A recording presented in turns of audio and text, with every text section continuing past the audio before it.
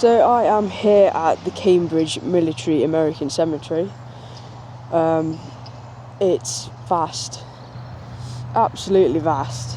There's 3,811 graves and 5,127 names on the Wall of the Missing. I think the Wall of the Missing is the biggest wall of missing. It's 472 feet. So we'll go take a look at that in a minute. There used to be three sites, three temporary cemeteries here in Cambridge, and then they turned it all into this one big one. So we'll take a look around, see who we can find.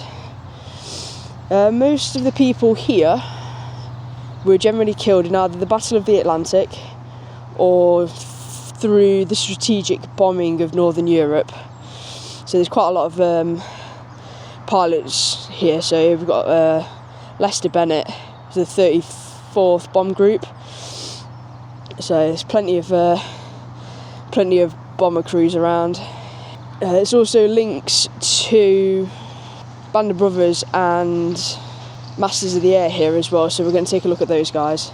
But first of all, I want to show you a grave of a guy that gets overlooked quite a lot. So that's Thomas Hitchcock. He was a veteran of World War I. He was shot down by the Germans and then escorted to a POW camp.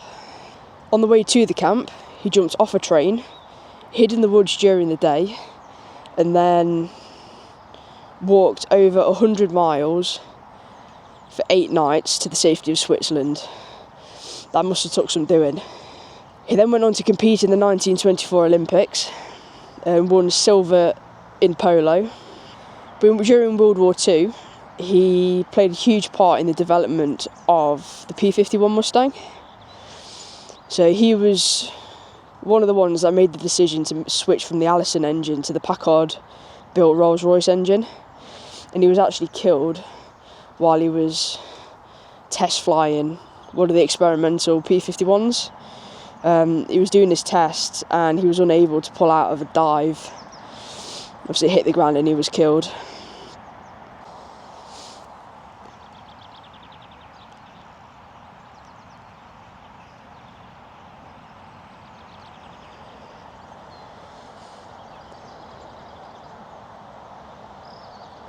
There's people we're going to find on the Wall of the Missing. If you're a music fan or a reenactor or like period TV shows, Glenn Miller. He went missing on the 15th of December. So yeah, he was on a single aircraft plane heading to France for a show, and the plane never made it. There's various theories about why he didn't make it. It was bad weather and everything. So he's one.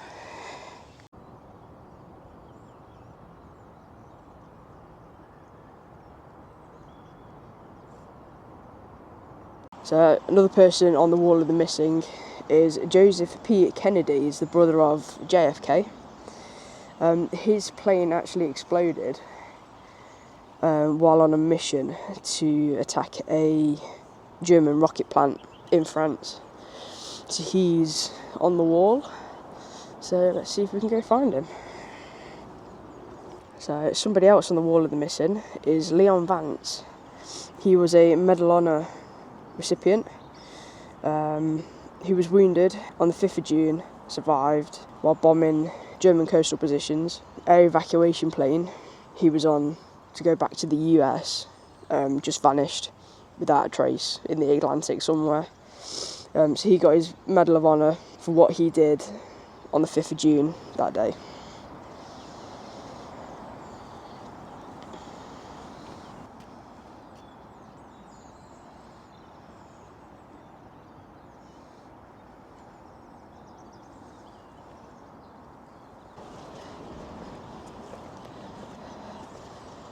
So one little thing to note on the Wall of the Missing is these little rosettes.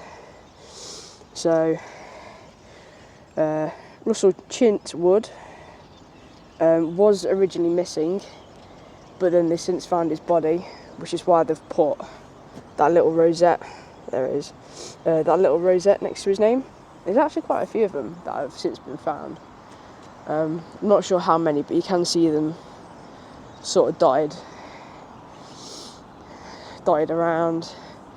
So there's another one. So that's always good. They're constantly finding missing bodies from like construction work, and so there's some Masters of the Air links with this cemetery.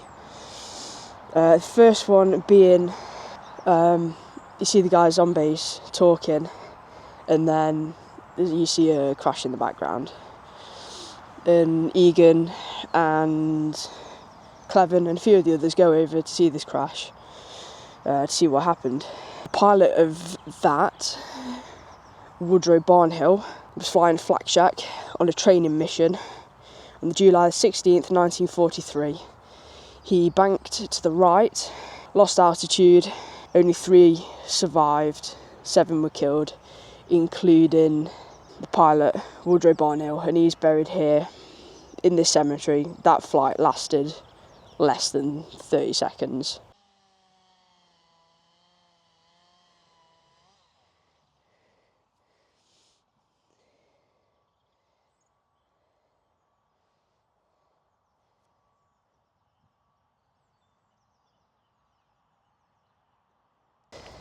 So the second Masters of the Air link is there was the Bremen mission, where Crosby and his crew went missing. They didn't make it home. Everybody thought they'd crash landed or something somewhere, but they did turn up.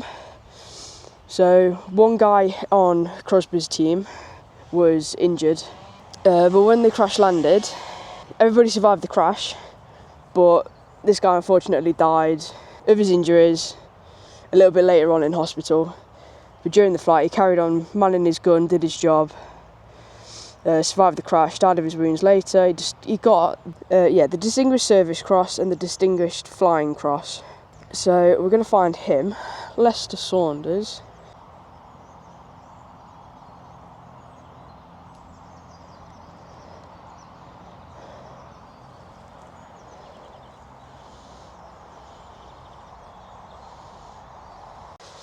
Because there is a Band of Brothers link.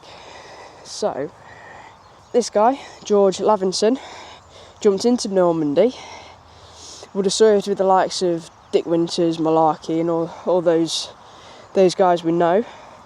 He was depicted in the series. There's a bit in one of the episodes where they've jumped into Normandy, they've regrouped, and you see a guy making his way through all the soldiers, find out who's in charge, because they're trying to figure out the Breakout Manor attack.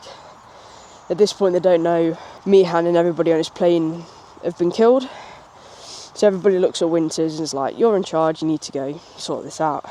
Lavinson was wounded at Carentan. He was then transported to a field hospital at Utah Beach and then transferred back to England. On the way back to the US, his plane went down in the Atlantic. It was shot down by a German U-boat because the U-boat put out a fake distress call. So the plane flew lower, therefore allowing the U-boat to shoot it down. Nobody survived that crash, but he's buried here because here was the last place he flew from. But he's not buried here, obviously. Like his body's lost at sea, but he's on the Wall of the Missing. I mean, the Wall of the Missing is massive.